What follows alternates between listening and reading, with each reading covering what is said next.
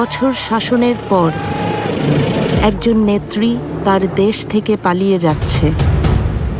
তিনি মনে করেছিলেন অসংখ্য মানুষ হত্যার পরও তিনি ক্ষমতায় টিকে থাকতে পারবেন।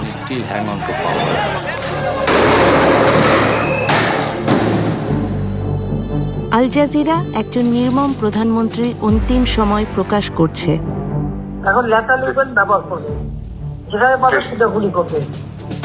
শেখ হাসিনার ক্ষমতায় থাকার লড়াইয়ের শেষ প্রহর। তিনি সেনাপ্রধানকে জিজ্ঞাসা করেছিলেন যে আপনি এই লোকজনদের গুলি করে সরাচ্ছেন না কেন? পুলিশ খুব ভালো কাজ করছে, তারা মানুষ মারছে।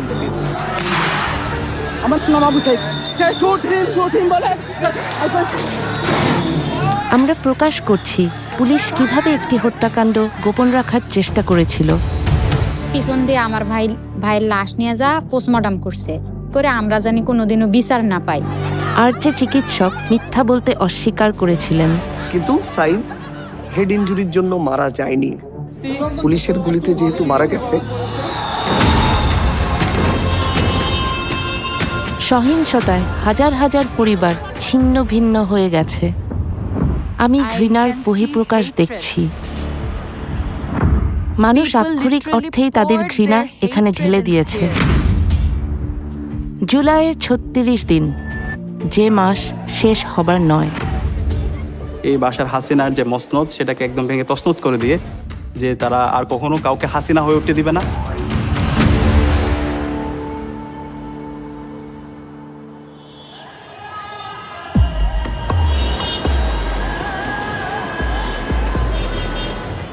সতেরো কোটি মানুষের দেশ বাংলাদেশ।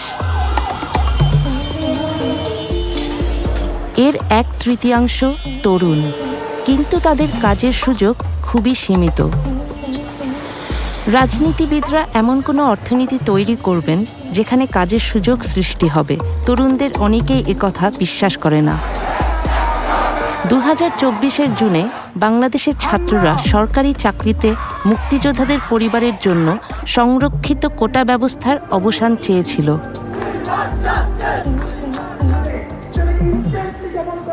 এবং এই কোটার মাধ্যমে তার যারা পছন্দের লোক তাদেরকে মূলত এক্সট্রা ফ্যাসিলিটিস দেওয়া হয়, যার ফলে এখানে মেরিটোক্রেসির ভিত্তিতে একজন শিক্ষার্থী তার যে ন্যায্য বুঝে পাওয়ার কথা ছিল সেটা সে পাচ্ছে না।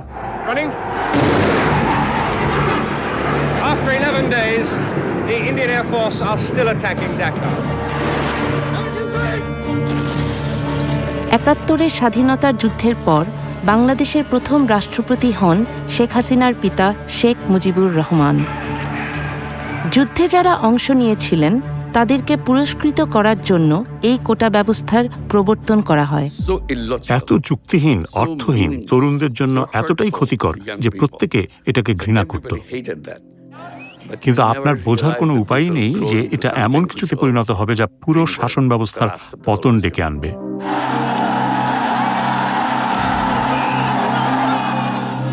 স্বাধীনতা যুদ্ধ এবং সেই যুদ্ধে তার বাবার ভূমিকা হয়ে ওঠে শেখ হাসিনার রাজনীতির মূল বয়ান। তিনি ভাবতেন এই দেশের স্বাধীনতা তার বাবা এনেছে, এই দেশ তার পৈতৃক সম্পত্তি। তিনি ভাবতেন এই দেশ তার রাজতন্ত্র। বাংলাদেশের রাজনীতির ইতিহাস সহিংস। ১৯৭৫ সালে হাসিনার বাবা এবং পুরো পরিবার একটি রক্তাক্ত সামরিক অভ্যুত্থানে নিহত হন। প্রাণে বেঁচে যান শেখ হাসিনা এবং আওয়ামী লীগকে নেতৃত্ব দিয়ে ক্ষমতায় ফিরে আসেন ১৯৯৬ সালে। তার ১৫ বছরের বক্তৃতাগুলো দেখুন। প্রায় প্রতিদিন, প্রতিটি বক্তৃতা, তার বক্তৃতার তৃতীয় বা চতুর্থ প্যারায় তিনি তার বাবা, তার মায়ের হত্যাকাণ্ড, তার পরিবারের ত্যাগের কথা বলতেন। তিনি ভেবেছিলেন দেশ শাসন করা তার জন্মগত অধিকার।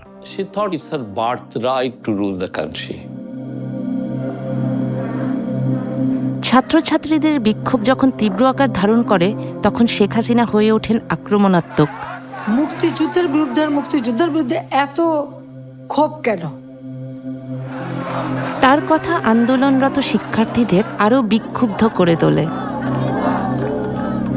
মুক্তিযোদ্ধাদের নাতিপুতিরাও পাবে না, তাহলে কি রাজাকারের নাতিপুতিরা পাবে?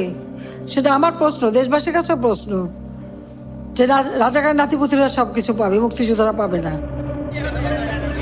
মুক্তিযুদ্ধের সময় যারা বাংলাদেশের বিরোধিতা করেছিল তাদেরকে বলা হয় রাজাকার, বিশ্বাসঘাতক।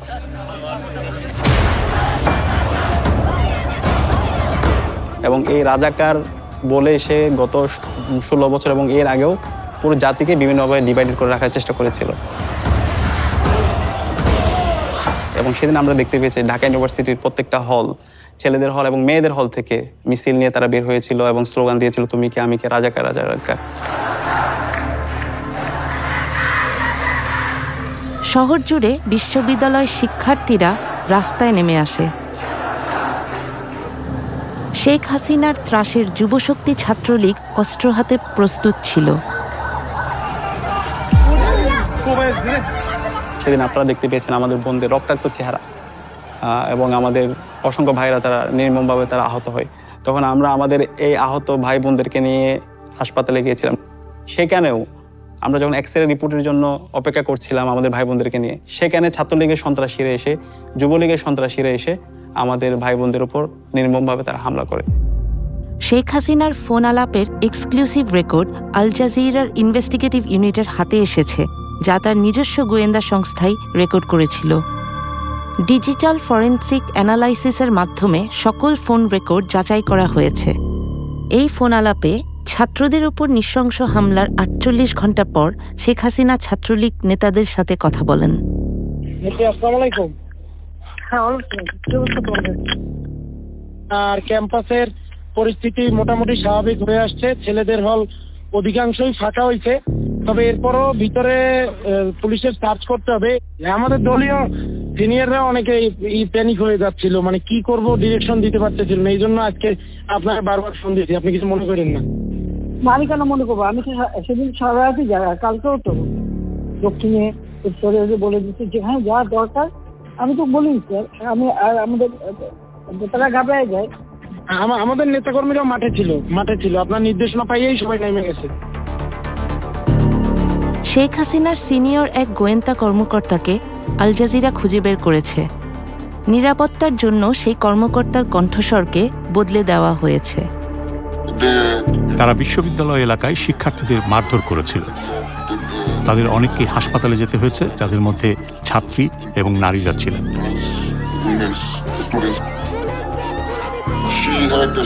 দলের উপর তার কঠিন নিয়ন্ত্রণ ছিল। ছাত্রলীগ এবং আমি বলবো দেশের প্রতিটি সেক্টরে সবকিছুর ওপর তার একচ্ছত্র নিয়ন্ত্রণ ছিল। পর্যদুস্ত প্রধানমন্ত্রী বিশ্বাস করতেন এই বিক্ষোভের পেছনে বিএনপি এবং জামাতে ইসলামীর হাত রয়েছে।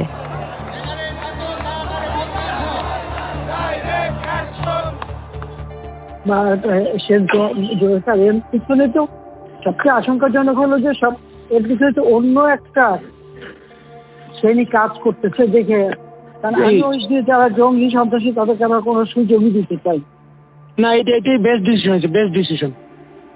হয়তো আমি তো জানি, আমরা তো আন্দোলন সংগ্রাম করে পড়তে আসছি। নিজের গোয়েন্দা কর্মকর্তাদের তিনি বিশ্বাস করতেন না। আমি বললাম, স্যার, এই যে রাস্তায় আপনার বিরুদ্ধে লোকজন দেখছেন, এরা সাধারণ মানুষ। এদের অনেকেই কোনোদিন রাজনীতি করেনি। এরা সাধারণ মানুষ, এরা সাধারণ শিক্ষার্থী।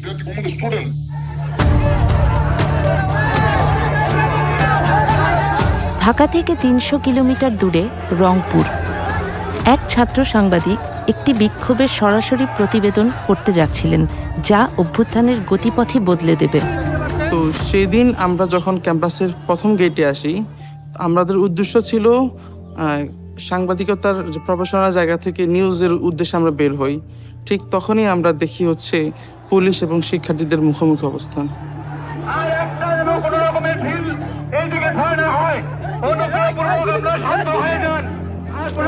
পুরো ঘটনা যখন আমি নিজে ভাবি, পুরো ঘটনাটা আমার কাছে মনে হচ্ছে ওরা আবু সাইদ টার্গেট ছিল শুরু থেকেই। মেধাবী ছাত্র আবু সাইদ হতে যাচ্ছেন আন্দোলনের একটি গুরুত্বপূর্ণ চরিত্র। আর যখন শিক্ষার্থীদের সাথে যখন পুলিশের মারামারি হয়, পুলিশ 5 জন পুলিশ মিলে এসে সরাসরি আবু সাইদের উপর অ্যাটাক করে। যখন আমি দেখি আবু সাইদের উপর অ্যাটাক শুরু করে 5 জন পুলিশ লাঠি দিয়ে, তার মাথায় পুলিশ যখন তাকে মারতেছিল, এতটা পুলিশ একসাথে মারতেছিল, আবু সাইদ তখনও তার পুলিশকে একটা কথা বলেন, তখনও ঠিক তাকে মানে তার মুখ থেকে এটাও আসেনি যে আমাকে সেভ করেন। একজন শিক্ষার্থীকে মাথা ফেটে যাচ্ছে, মাথা থেকে রক্ত বের হচ্ছে। আপনার নাম কি? আমার নাম আবু সাইদ, আমি ইংলিশ ডিপার্টমেন্ট 12 ব্যাচ স্টুডেন্ট। 12 ব্যাচের এক শিক্ষার্থীকে পুলিশ অতর্কিত হামলা করে তার মাথা ফাটিয়ে দিয়েছে। সে শুট হিম বলে চিৎকার করছে। ছাত্র সাংবাদিক ভিডিও গ্রহণ করছিলেন এবং বর্ণনা করছিলেন কি ঘটছে। যখন শিক্ষার্থীরা 1 নম্বর গেটে চলে আসে, সেই মুহূর্তে পুলিশ শিক্ষার্থীদের বাধার মুখে পড়ে ক্যাম্পাসের ভেতরে চলে যায়। গুলি করতে প্রিপারেশন নিচ্ছিল, তার পাশে যিনি ইনস্ট্রাকশন দিচ্ছিল উনি যখন এটা বুঝতে পারে, তখন উনি গুলি করার জন্য ওনাকে নিষেধ করে।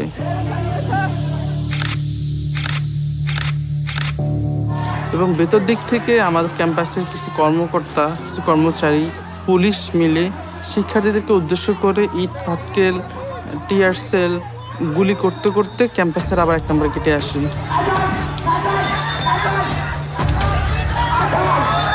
ঠিক সেই মুহূর্তে যখন শিক্ষার্থীরা চলে যাচ্ছিল পুলিশের বাধার মুখে পড়ে, আবু সাইদ তাদেরকে ক্যাম্পাসের 1 নম্বর গেটে অবস্থান নেওয়ার জন্য, ইন্সপায়ার করার জন্য সে শুট মি বলে নিজের বুকটাকে ঠিক তখন পেতে দেয়। প্রথম গুলিটা লাগে তার পেটে। যখন সে তার পেটে লাগে, সে বুঝতে পারে তার পেটে কিছুটা লাগছে। ঠিক সেই মুহূর্তে একজন পুলিশ ঠিক তার খুব কাছে এসে ঠিক তার বুক বরাবর গুলি করে।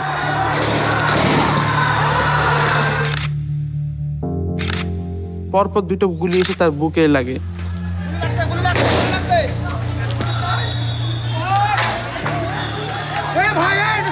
বাচ্চারা শিক্ষার্থী গুলিবিদ্ধ হয়ে লুটিয়ে পড়েছে, ওকে ধরার জন্য কেউ আসছে না। সাধারণ শিক্ষার্থীরা দ্রুত এগিয়ে আসেন। ঠিক সেই মুহূর্তে পুলিশ যে 4 জন 5 জন আমরা ছিলাম, আমরা আবু সাইদ ভাইকে নিয়ে যাচ্ছিলাম। ঠিক আমরা যাতে আবু সাইদ ভাইকে না নিয়ে যেতে পারি, যাতে সেখানেই মারা যায়, পুলিশের উদ্দেশ্যটা ছিল ঠিক এরকম। তাদের এরকম একটা ক্রিয়েট করছিল তার পরিবেশটা। ঠিক তারা সেই উদ্দেশ্যে আবার আমাদেরকে গুলি করে।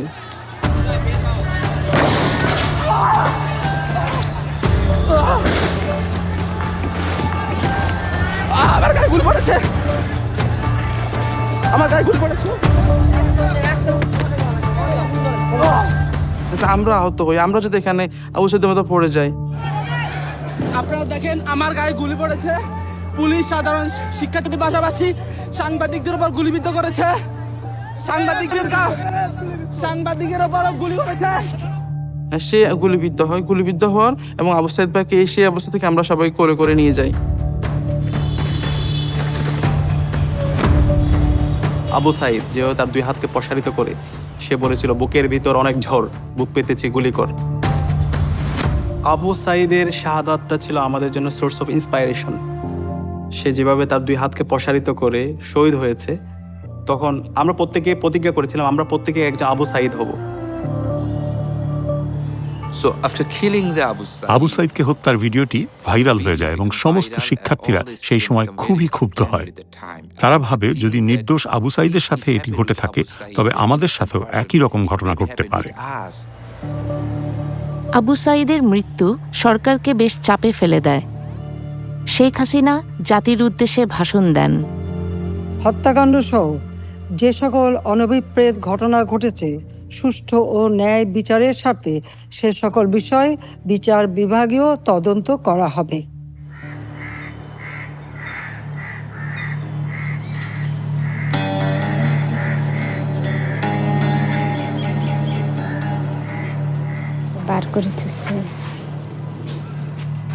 আবু সাইদের পরিবার গণভবনে এসেছেন, যা প্রধানমন্ত্রীর বাসস্থান।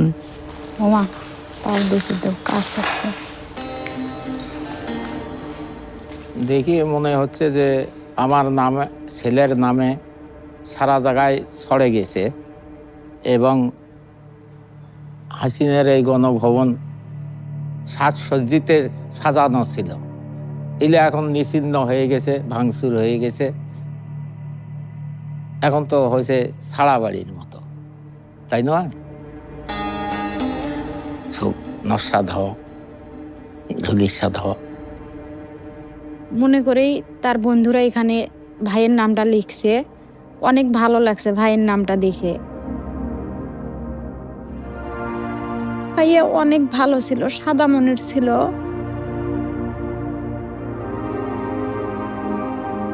পিছন দিয়ে আমার ভাইয়ের লাশ নিয়ে যা পোস্টমর্টম করছে। যে ওনারা চাইছিল যে আঘাতের মাধ্যমেই তার সহপাঠীরা যে ঢিল ছোড়াছুরি করছে ওগুলো পায়াই আর কি মারা গেছে আবু সাইদ ভাই, এরকম রিপোর্ট বের করতে চাইছিল। ওকে। আবু সাইদ যেদিন নিহত হন সেদিন হাসপাতালে কর্তব্যরত ছিলেন ডাক্তার ইসলাম। সাইদের মৃত্যু হয়েছে মাল্টিপল প্লেট ইনজুরিতে এবং ইন্টারনাল হেমোরেজের ফলে তার মৃত্যু হয়েছে শর্টগান ইনজুরিতে, শর্টগানের গুলিতে, এবং এটা হোমিসাইডাল। এটাই যদি ডাক্তারের চূড়ান্ত সিদ্ধান্ত হতো তাহলে শেখ হাসিনার সরকারের জন্য অত্যন্ত ক্ষতিকর হতো। আমার মনে হয়েছিল যে পুলিশ আসলেই ব্যাপারটা সিরিয়াসভাবে রিয়েলাইজ করেছে, যেহেতু এটা এক্সট্রা জুডিশিয়াল কিলিং ছিল। পুলিশ ফেঁসে যাচ্ছে যে পুলিশ গুলি করে মেরে ফেলছে, এই জন্য তারা চাচ্ছিল যে আমি যেন হেড ইনজুরিটাকে ফোকাস করি। আল জাজিরার হাতে আসা গোপন কল রেকর্ডিং থেকে জানা যায় যে হাসিনার সবচেয়ে বিশ্বস্ত মিত্র সালমান এফ রহমান পুলিশ প্রধানকে ফোন দিয়েছেন। হ্যালো, আচ্ছা মামুন, ওই যে রংপুরে যে আবু সাইদ যে মারা গেল, জি স্যার, ওর পোস্টমর্টম হয়েছে? রিপোর্ট পাইছেন আপনারা? এখনো পাইনি। চিকিৎসক ইসলামকে প্রচুর চাপের সম্মুখীন হতে হচ্ছিল। সাইদের গুলিবিদ্ধ হওয়ার পর থেকেই 3টার পর থেকে পুলিশ আমার সাথে যোগাযোগ করে এবং আমার কাছেও অনেক দিক দিয়ে ফোন আসছিল যে অটোপসি হচ্ছে কিনা, হবে কিনা। এখনো পান নাই কেন? এত সময় লাগে কেন? এটা আমাদেরকে দেয় নাই স্যার, এবং আমাদের সাথে তো ওরা লুকোচুরি খেলে। এবং পুলিশের ঊর্ধ্বতন কর্মকর্তারা 4:30-5টার পর থেকে আমার সাথে কথা বলতে শুরু করে এবং তারা এটা খুব গুরুত্বের সাথে করে, যেহেতু লাইভ প্রোগ্রামে গুলি হয়েছে সারা বিশ্ব, এবং তারা আমাকে বলে যে দ্রুত পোস্টমর্টমটা করে দিয়ে যেন আমি লাশটা ডিসপাস করে দিই, এবং এটাও বলে যে সাইদের মাথায় কিন্তু আঘাত হয়েছে, এটাকে আপনি ফোকাস করবেন বেশি। বডি পোস্টমর্টম করা হয়েছে তো? করা হয়েছে। তো রংপুর মেডিকেল করেছে, আমাদেরকে পোস্টমর্টম রিপোর্ট দিতে সময় লাগবে কেন? যদি করে তাকে লুকিচুরি কে খেলতেছে? Rangpur medical? Rangpur medical. Report আমাকে 5 বার লিখতে হয়েছে। আমি প্রতিবার রিপোর্ট লিখি, জমা দিতে যাই, পুলিশের মনোপুত হয় না। শেখ হাসিনার গোয়েন্দা সংস্থার প্রধানরাও মেডিকেল রিপোর্টটি সংগ্রহ করার চেষ্টা করছিলেন। প্রধানমন্ত্রী আমাকে বললেন যে আবু সাইদ গুলিতে মারা যাননি। আমি ডাক্তারদের কাছ থেকে রিপোর্টটা পাচ্ছিলাম না। আমি চেষ্টা করেছি রিপোর্টটা নিতে, কিন্তু ডাক্তাররা রিপোর্টটা লিখতে অনাগ্রহী ছিলেন। আমরা বললাম কি হয়েছে, এইটাও আমাদের সাথে বলতে অনেক সময় আসে না যে তার যে একটা কিছু হইলে এরপরে আমাদেরকে, আমরা তো কিছু হইলে বলি যে এই ডাইমেনশনে যাচ্ছে, আমরা এইভাবে প্রস্তুত আছি, এরকম তো কিছু আছে। ওরা আমাদের সাথে কোনো কথাই বলে না। আচ্ছা দেখি, আমি দেখি।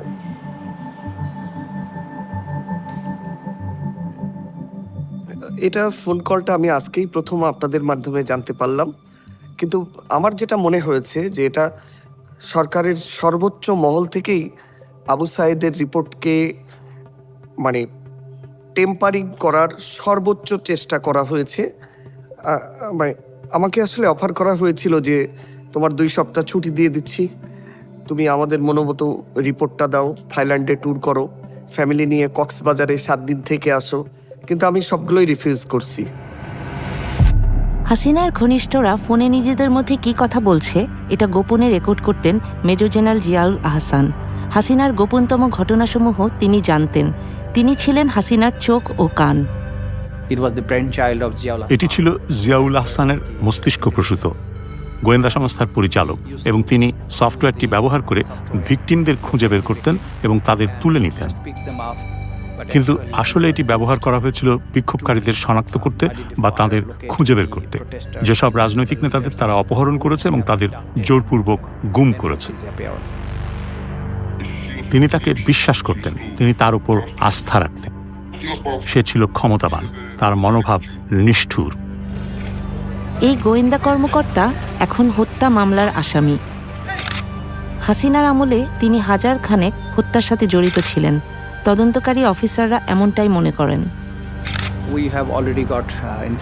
ইতিমধ্যেই আমরা তথ্য পেয়েছি, যারা গুমের শিকার হয়েছিলেন সে নিজেই তাদেরকে হত্যা করেছে। সে তার দলবল ব্যবহার করে তাদের আটক কেন্দ্র থেকে অন্য কোথাও নিয়ে গিয়ে হত্যা করেছে, এবং অনেক সময় মৃতদেহগুলো সিমেন্টের বস্তা দিয়ে বেঁধে নদীতে ফেলে দেওয়া হয়েছে। হাসিনা 50টিরও বেশি মোবাইল ফোন ব্যবহার করতেন, তবুও তার কথা রেকর্ড হতো। কিছু ক্ষেত্রে অন্য পক্ষ বলছিল যে আমাদের টেলিফোনে এই বিষয়ে আলোচনা করা উচিত নয়, আর উত্তর দিচ্ছিলেন প্রধানমন্ত্রী, হ্যাঁ আমি জানি এটা রেকর্ড করা হচ্ছে, কোনো সমস্যা নেই। এটা ভাগ্যের পরিহাস। তিনি অন্যদের জন্য খুব গভীর খাদ খনন করেছেন, সেই খাদে এখন তিনিই পড়েছেন।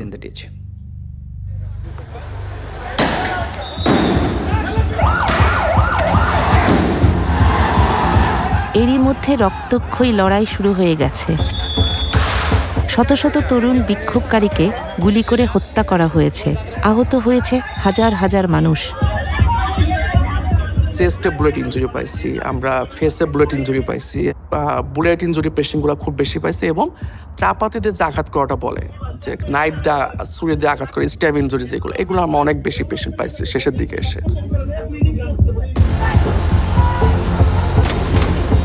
ছাত্ররা আর চাকরির জন্য বিক্ষোভ করছিল না, তারা হত্যার বিচার চাইছিল। তারা আর কোনো হাসিনার গুলি অথবা কোনো তার ল এনফোর্স এজেন্সির যে হচ্ছে গুলি, এগুলোকে কোনো কিছুকে তারা তোয়াক্কা করছে না। তারা হাসিনার পতনের দাবিতে তারা সামনের দিকে এগিয়ে যাচ্ছিল।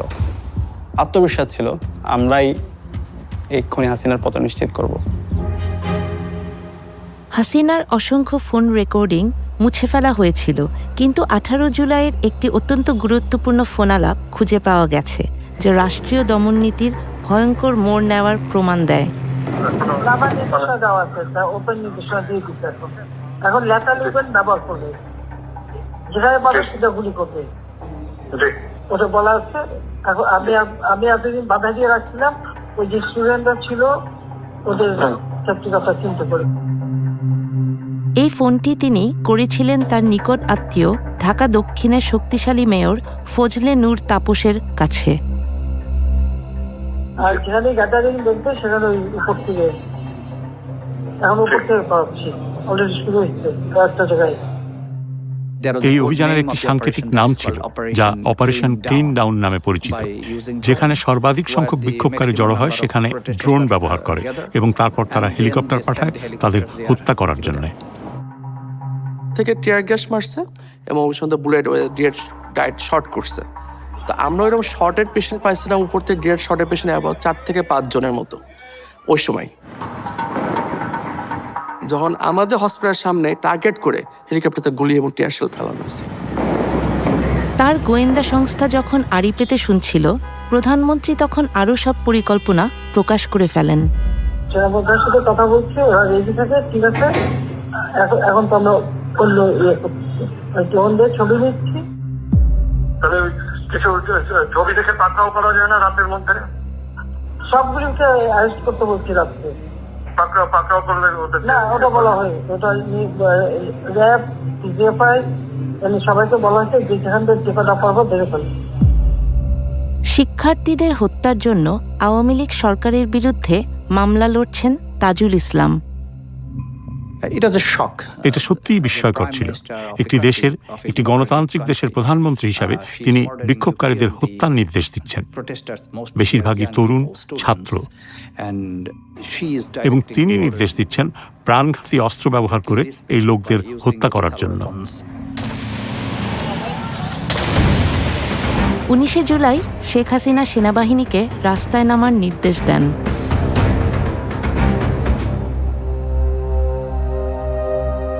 সে ছিল খুব লম্বা এবং সুদর্শন। যখন সে তার বন্ধুদের সাথে থাকতো তখন তাকে সবসময় মনে হতো সে যেন নিজেই একটা মিনার। এসব নৃশংসতা 19 বছর বয়সী মাহমুদুরকে দারুণভাবে প্রভাবিত করে।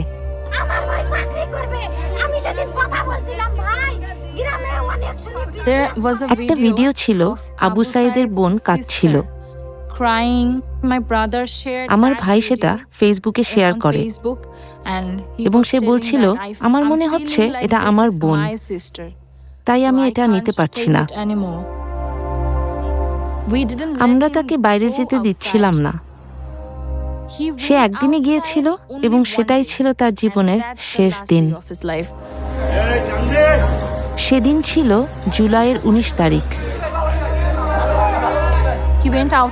বাসা থেকে সে বের হয় 3:10-এ। 3:26-এ সে আমাকে ফোন করে। আমি তাকে বকাবকি করছিলাম আর আমি তার সাথে চিৎকার করছিলাম, তোমাকে বাড়ি ফিরে আসতে হবে। সে বলল, আচ্ছা আমি আসছি। জাস্ট 11 মিনিট পর সে মারা গেল।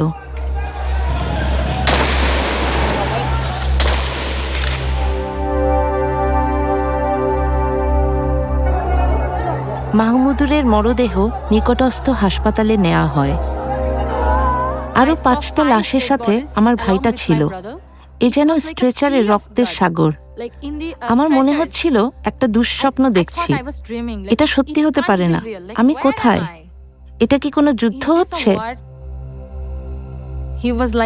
সে আমাদের পরিবারের রত্ন ছিল, আমাদের একমাত্র স্বপ্ন, একমাত্র দামি জিনিস। আসলে সে আমাদের পরিবারের ভবিষ্যৎ ছিল।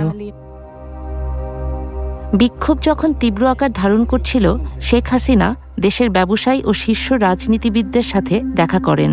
তিনি ছিলেন একরোখা। ডিজিটাল বাংলাদেশ তো আমারই করে দেওয়া। আজকে সেই ডাটা সেন্টার থেকে শুরু করে সব কিছু পুড়িয়ে দেওয়া হয়েছে, সাবমেরিন কেবলটা পর্যন্ত নষ্ট করা হয়েছে। আজকে কারফিউ দিতে আমরা বাধ্য হয়েছি মানুষের জানমাল রক্ষা করার জন্য। ইন্টারনেট সংযোগ বিচ্ছিন্ন হবার কারণে তিনি বিক্ষোভকারীদের দোষারোপ করেছিলেন। হঠাৎ করে ইন্টারনেট ব্ল্যাকআউট, এর আগে আমরা সহজেই অনলাইন ইন্টারনেটের মাধ্যমে সবার সাথে যোগাযোগ করতে পারছিলাম।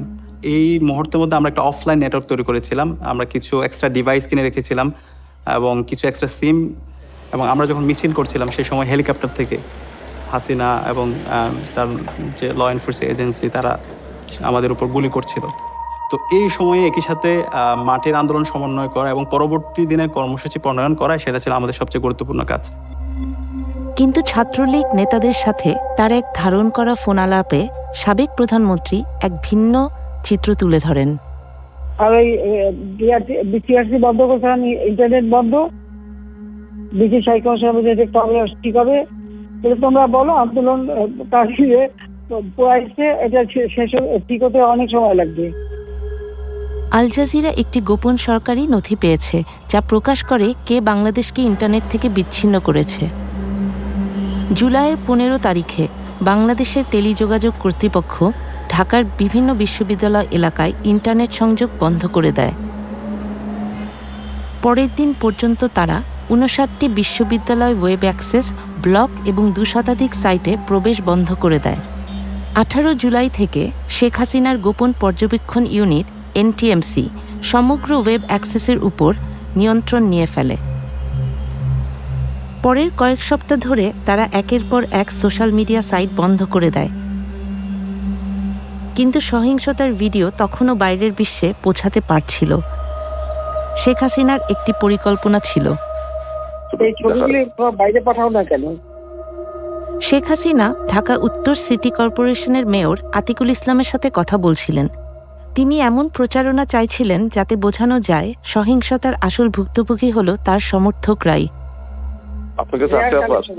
আচ্ছা, তাহলে আপনি একটু, তাহলে আমি আপনার কাছে আমি ইয়া করে দেন আপা, আমি সব পাঠিয়ে দিচ্ছি আপা। আমাদের C40 হোল ওয়ার্ল্ডের মেয়রদের ফোরাম সাদেক খানের নেতৃত্বে, ওরাও বলছে আপনি কি করতে পারি বলো। আমি সাদেক খান তো আমার সাথে ক্লোজ ফ্রেন্ড, লন্ডনের মেয়র। কথা বলো, ওর সাথে কথা বলো। এইসবই সবকে আবার ওখানে পাঠানো আছে, মানে সব অ্যাম্বাসাডারদের কাছে মোটামুটি দেওয়া আছে। না, এটা ভালো বলছেন আপা, আমাদের গ্রুপে আছে আপা, আপনি তো পাঠাচ্ছেন, আমি মেয়রদের কাছে পাঠিয়ে দিলেন না। কিন্তু দৈনিক ছাত্র হত্যার তথ্যসমূহ কিছুতেই ধামাচাপা দেয়া যায়নি। ওই সময় আমরা অনেক ইনজুর্ড পেশেন্ট পাইছি, অনেক খুব গ্রিভিয়াসলি হার্ট পেশেন্ট যেগুলো হয়েছে তাদের সেসব পেশেন্টগুলো আমরা পাইছি ওই সময়, এবং তাদের অবস্থা মানে খুবই খারাপ। আমরা ওই সময় খারাপ ছিল, এবং ওই সময় পেশেন্টগুলার আমরা বেশিরভাগই পাইছিলাম বুলেট ইনজুরি। এবং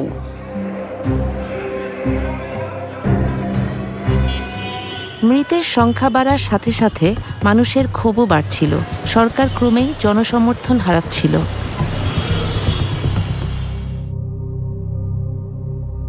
কয়েকদিন পরে হাসিনা এই গণভবনে নিয়ে আসলো বাধ্য করে। সব প্রশাসনেরা নিয়ে গাড়ি যাওয়া আসে, থাকা খাওয়া সব ফ্রি, চলো তোমার যাওয়াই নাই। বিক্ষোভে নিহতদের পরিবার যারা তাদের সন্তান হারিয়েছেন তাদের সাথে শেখ হাসিনা দেখা করার আয়োজন করলেন। বুঝি নাই, মূর্খ মানুষ তো। বুঝি নাই কি, বাধ্য করে আনছে তো, না আসলে হয়তো অন্য অত্যাচার করলি হয়। না, আমরা ওই জায়গায় বসেছিলাম, মানে জায়গাটা ছিল ওই জায়গায়, আমাদেরকে সামনে বসতে দিছিল। তো তখন শেখ হাসিনা আসিয়ে মানে একটা লিস্ট করা ছিল শহীদ ফ্যামিলির, তো ফার্স্টে আমাদের নাম ছিল। তো আমরা ওখানে ছিলাম, আমরা দাঁড়াইছিলাম, তো শেখ হাসিনা আমাদের কাছে আসছিল।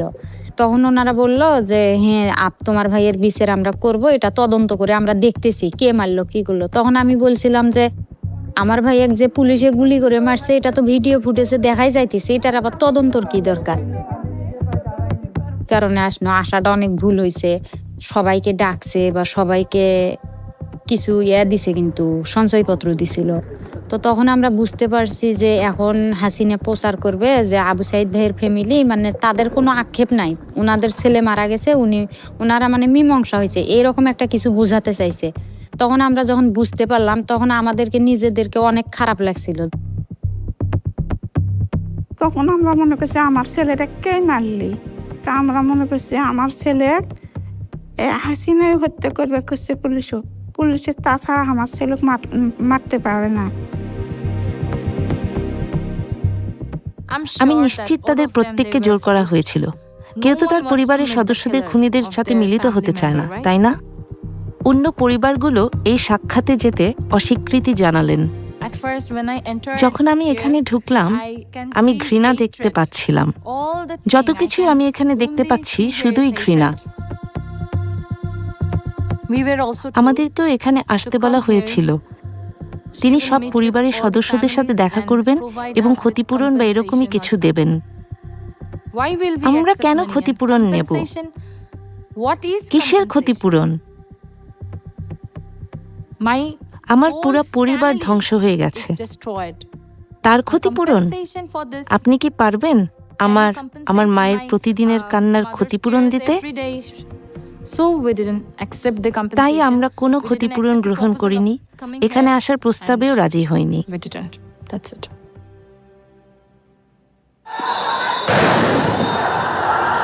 হাসিনার বাসস্থানের বাইরে সহিংসতা ধীরে ধীরে নিয়ন্ত্রণের বাইরে চলে যাচ্ছিল। সে শিকারের মেজাজে ছিল, আর তার চোখ যেন শিকার খুঁজছে। আর সে কিছু বন্য প্রাণী মারতে চায়, কিন্তু সে আসলে নিজের দেশের মানুষদের মারছিল।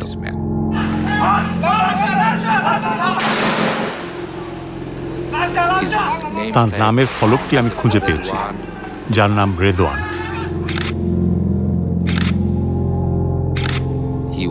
সে ছিল স্পেশাল সিকিউরিটি ফোর্সের সদস্য। সে শেখ হাসিনার জন্য কাজ করত। সে সে কিভাবে গুলি করতে পারে নিজের দেশের লোককে? তার কাছে AK রাইফেল ছিল এবং সে ছাত্রদের লক্ষ্য করে গুলি চালাচ্ছে। আমি তাকে জিজ্ঞাসা করেছিলাম, এটা কি ধরনের রাইফেল? এটা কি অ্যাসল্ট রাইফেল? এটা কি প্রাণঘাতী? তিনি হ্যাঁ বলেছিলেন। তদন্ত সংস্থা তার সাক্ষাৎকার নিয়েছে, জিজ্ঞাসাবাদ করেছে এবং সে বলে, আমি কিছু লোকের সাথে কথা বলেছি। সে সরকারের উচ্চপদস্থ কর্মকর্তাদের কাছ থেকে নির্দেশনা নিচ্ছিল। সে একটি উদাহরণ স্থাপন করার চেষ্টা করছিল এবং দেখানোর চেষ্টা করছিল যে সে শেখ হাসিনার প্রতি কতটা অনুগত। সেদিন তখনও পর্যন্ত আমরা জানতে পেরেছিলাম যে প্রায় 20 জনেরও বেশি লোককে হত্যা করা হয়েছে।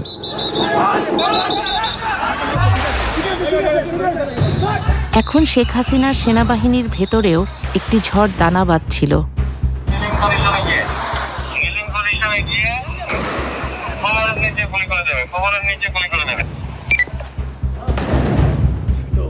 ঢাকার পুলিশ কর্মকর্তাদের কাছে পাঠানো পুলিশ কমিশনার হাবিবুর রহমানের একটি রেডিও বার্তা আল জাজিরা সংগ্রহ করেছে।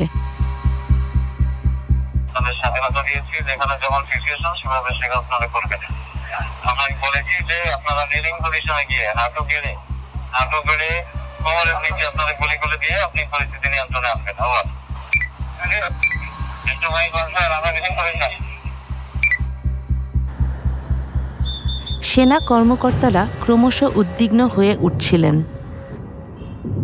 আর না, যথেষ্ট হয়েছে। আমরা একমত হই যে আমরা কোনো গুলিবর্ষণ করব না। সেনাবাহিনীতে কর্মরত এক সেনা কর্মকর্তা আল জাজিরার সাথে কথা বলতে রাজি হন। আমরা তার কণ্ঠস্বরটি বদলে দিয়েছি। যদি গুলির নির্দেশ আসে, আমরা বিট্রে করব, আদেশ অমান্য করব। সেনাবাহিনীর প্রধান জেনারেল ওয়াকারুজ্জামান, যাকে মাত্র কয়েক সপ্তাহ আগে শেখ হাসিনা পদোন্নতি দিয়েছিলেন, তিনি নিজেই সম্ভাব্য বিদ্রোহের মুখোমুখি হয়েছিলেন।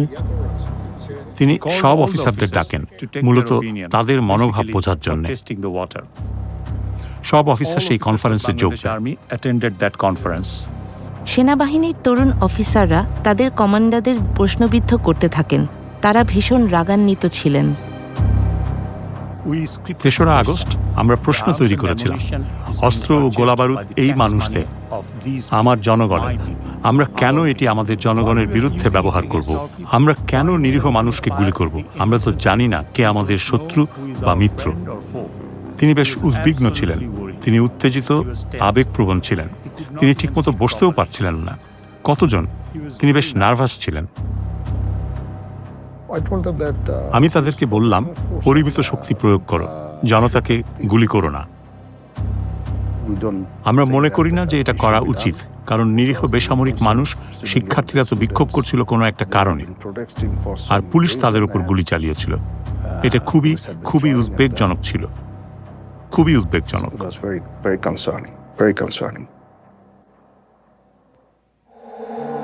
গোপন ফোন রেকর্ড আরও সাক্ষ্য দেয়, শেখ হাসিনার একটি চেইন অফ কমান্ড ছিল। এবারে কোনো কথা নাই, এবার একবার শুরুতে দিবা, বলে দেবো, ধাওয়া দেবে, বলতে থাকবে। হাসিনার ব্যক্তিগত সামরিক সচিব কর্নেল রাজীবকে একটি ফাঁদ পাতার নির্দেশ দেয়া হয়। জমা হয় সব তো এখন শুধু ওই অল্প জমা থাকলে করতে হবে, তাহলে অন্যরা আসবে না। ঠিক আছে স্যার। 3 তারিখে তিনি আবারও পদত্যাগের কথা বললেন। মানুষ মরছে, মানুষ খুন হচ্ছে। তিনি জানতেন যে তাকে ক্ষমতায় থাকতেই হবে, যাই হোক না কেন। তাই 4র্থ দিনটিও ছিল খুবই নৃশংস একটি দিন। এদিকে তারা চেষ্টা করছিল মিছিল নিয়ে গণভবনে যেতে, কিন্তু মিছিলকারীরা আগাতে পারছিল না, কেননা পুলিশ সমানে গুলি করে হত্যাযজ্ঞ চালাচ্ছিল।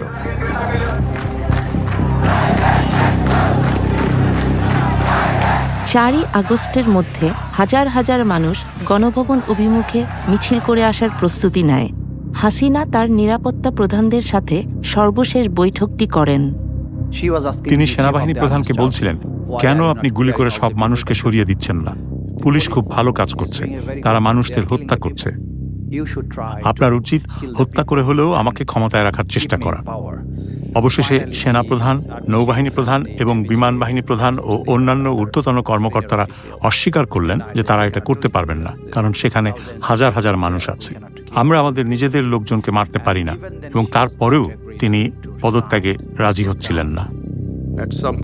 একসময় আমি তাকে বলেছিলাম যে এটা কোথাও যাচ্ছে না, কোথাও না। সুতরাং এইটুকুই, এটা কোথাও যাচ্ছে না।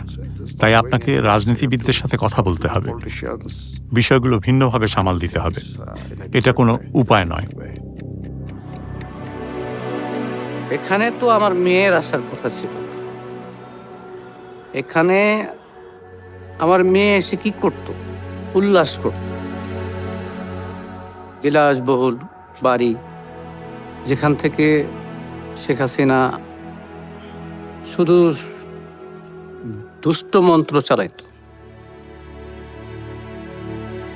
গণভবন ঘেরাও করতে আসা হাজার হাজার মানুষের একজন নাফিসা, যার বয়স 17। নাফিসার পড়াশোনা শেষ করার পরে ওর স্বপ্ন ছিল ও ডাক্তার হবে, বাইরে যাবে, বিদেশে যাবে। ঠিক 10:30টায় আমাকে 2টা ছবি পাঠিয়েছে।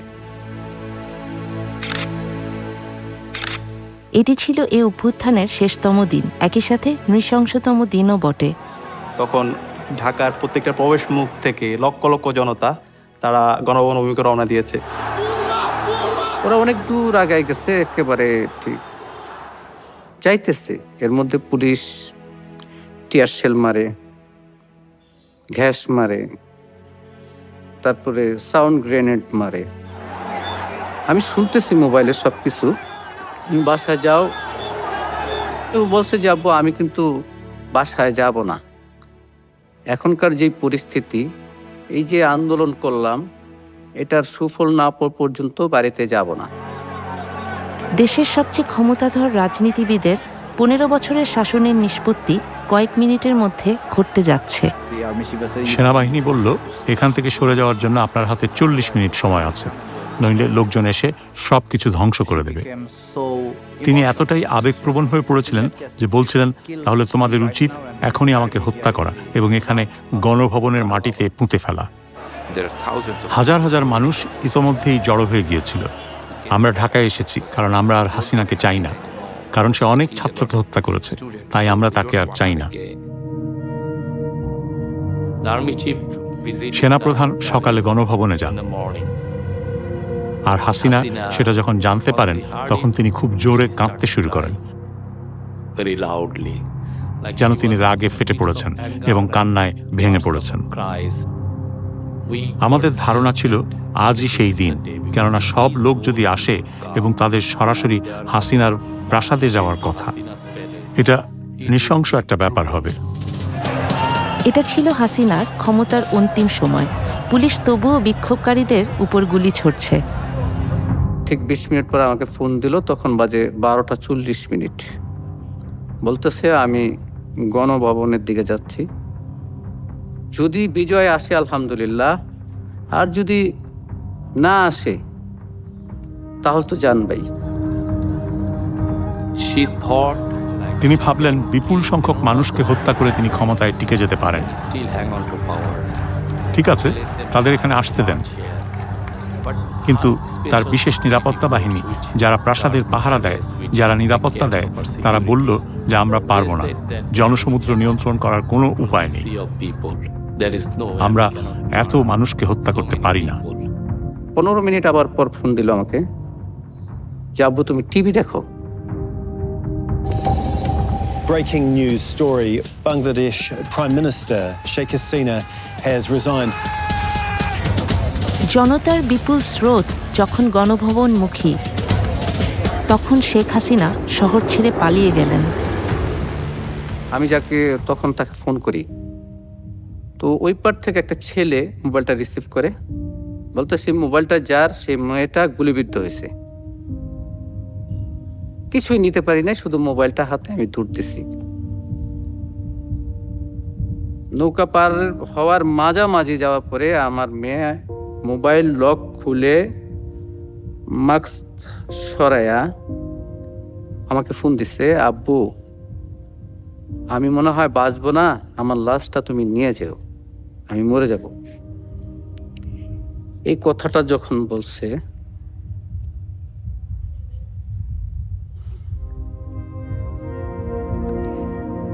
তখন আর নিজেকে ধরে রাখতে পারি নাই।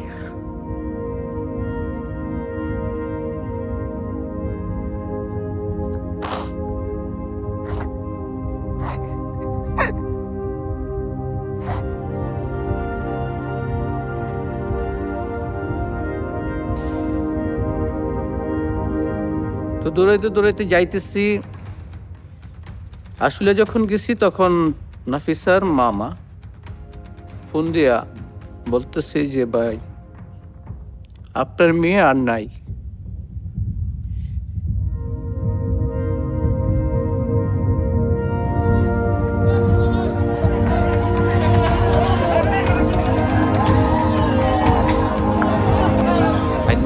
আমি আমার জীবনে এমন পরিস্থিতি কখনো দেখিনি। হাজার হাজার মানুষ প্রধানমন্ত্রী যেখানে থাকতেন সেখানে প্রবেশ করেছিল।